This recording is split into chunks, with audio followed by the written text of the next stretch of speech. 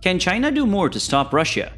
A month ago, it was declared by the Chinese leader Xi Jinping that the newly strengthened relationship between Russia and Beijing had no limit. Xi met face-to-face with the Russian leader Vladimir Putin in Beijing. The meeting resulted in a joint document of the alliance, after which both the leaders went to watch the opening of the Winter Olympic Games. It was only days after the end of the Games that Russia invaded Ukraine. As the world watches and waits, China's government has made no move towards either condemning or condoning the attack. They have gone as far as to refrain from calling it an invasion entirely. A core principle of China's foreign policy has been to always refrain from interfering in the internal affairs of others. But one can't help but ask, can China do more to stop Russia? Well, if you've been wondering the same thing, then keep watching till the end to get your answers. But before we move on, don't forget to subscribe to our channel and hit the bell icon so you can stay up to date. China's signal. A signal was received earlier this week from Wang Yi, China's foreign minister, which hinted that they were willing to play a mediated role for a ceasefire. It was reported by the state media that Mr. Wang reaffirmed the unwavering support of China for Ukraine's sovereignty and also assured his counterpart about China being ready to make every effort possible to end the war through diplomacy. During a similar moment, there was also an expression of regret towards military action by the Chinese government, saying that it was extremely concerned about harming citizens. However, another important thing to note is that China was one of the 34 nations that abstained from voting in the UN to condemn the invasion by Russia. Analysts later said that this move came as a surprise, as many had expected China to vote alongside Russia. Is China striking a balance? A question that arises is China's policy of not interfering changing? However, it may not be the case. It is much more likely that it is a sign that China is trying to create a balance between respecting the sovereignty of Ukraine while also simultaneously recognizing the legitimate security concerns expressed by Russia. On further examination of the 5,000-worded document, which was signed by both Presidents Vladimir Putin and Xi Jinping, a deep and unlimited alliance was declared by both, with the objection towards NATO expansion being one of the factors that unite them.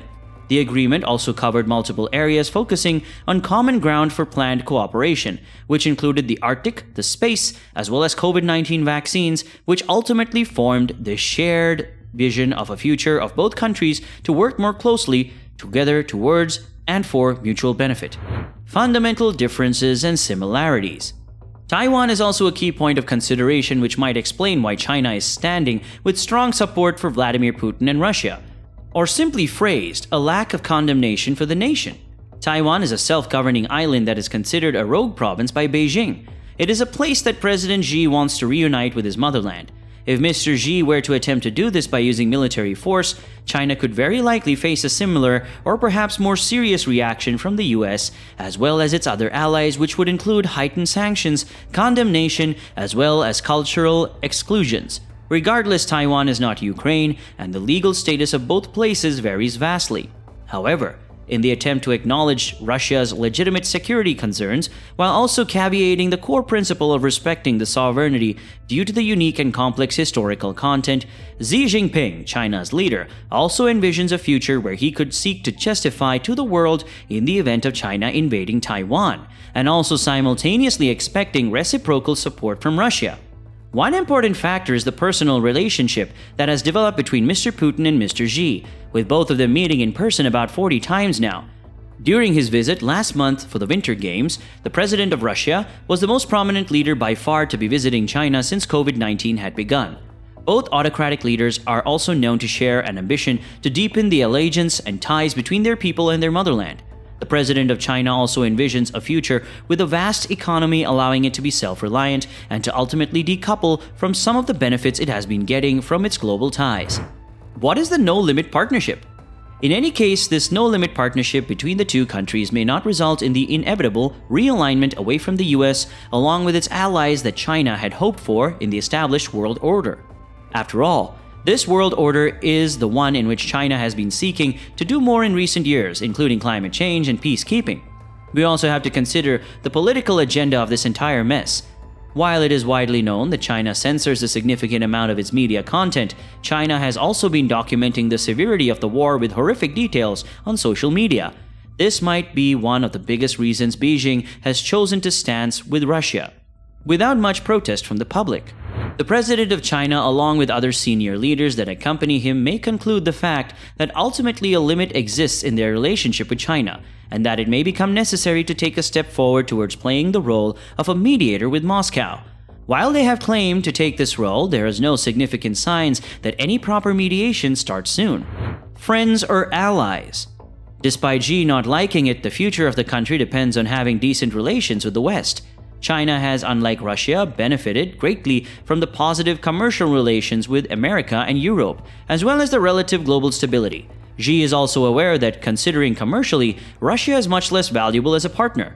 China's trade in 2021 with Russia reached a max of $147 billion, which is insignificant when compared to the $828 billion with the EU and the $756 billion with the US. Other European countries have also served as a decent source of invaluable investment and have provided China with much-needed access to new and important technologies that it has needed to extend the economic rise as well as its political stability. Despite all facts, China's supreme leader Xi Jinping has his own reasons for building his friendship with Putin. After witnessing the sharp turn in attitude from Washington, many in Beijing are now convinced that America is determined to stunt the growth of China.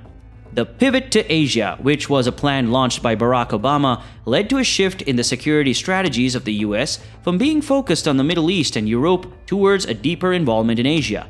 This definitely got the attention of China's leaders. The plan was followed by Donald Trump, who launched a technology and trade war on China. Although Joe Biden has shed a softer light on Beijing, he has yet to change any of the policies of Trump. While China has a significant number of clients and commercial partners, it can still benefit from some like-minded and powerful friends. North Korea has been the only true ally of China for years now. Hence, in comparison, Russia is a much more valuable sidekick. Putin and Xi can bond over the collapse of the Soviet Union and China's Tiananmen Square brush with civil war in bitter terms, while the Americans continue to treat the end of the Cold War as settled history. In conclusion, Xi and Putin also share a common grand ambition, which is to end the hegemony of America in their own respective regions. A shared worldview is significantly important along with commercial interests. The war in Ukraine is hurting China. Russia's war is undoubtedly bad for Beijing. The biggest importer of oil among all the countries on earth is China, and Russia's conflict with Ukraine has pushed the prices of oil to the highest they have ever been since 2008. China also needs metals, energy, and minerals to fuel its economy, as well as agricultural products which are necessary to feed its people. Both the countries at war are some of the major suppliers of food products, including wheat. The UN has warned that based on how long this war lasts, food prices will go up from about 8 to 20% this year. Ever since the borders of Ukraine were closed by Russia, China, along with everyone else, have been facing the expenses of these commodities going up. Xi publicly announced that the global finance, transportation, energy, and supply chain stability will be affected by the Western sanctions and results in dampening the global economy, which has already been ravaged significantly since the pandemic. However, he was careful not to blame Putin despite knowing that the war in Ukraine is a war of choice. With that said, that's all that we have for you guys today. After receiving all this information, what did you guys think? Should China do more to stop Russia? And can it do more? Tell us what you guys think in the comments section. We love hearing from you guys.